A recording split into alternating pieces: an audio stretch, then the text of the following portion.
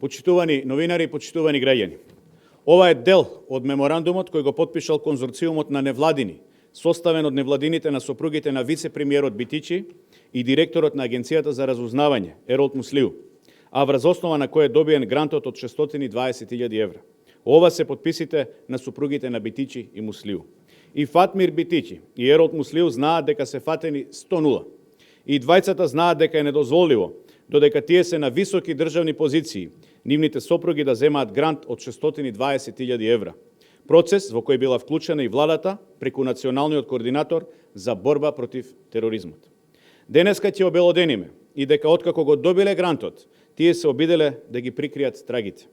Имено, само 5 дена по добивањето на парите, сопругата на Битичи се брише од овластени лица на нејзината невладина организација, со промена евидентирана во Централниот регистар.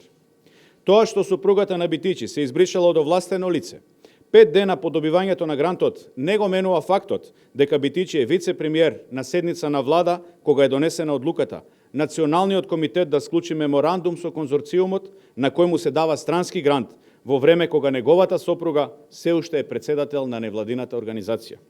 Трговијата на влијание се случила со одлука на владата. За случајот досега одмолче ДКСК, јавното обвинителство, вице-премиерката за добро владење и премиерот Ковачевски.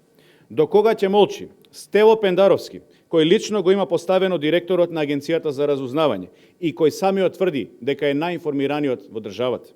Го информира Али Пендаровски за начинот на кој се богатат неговите полени. Почитувани, никогаш не било полошо. Време е да ги поразиме. Благодарам.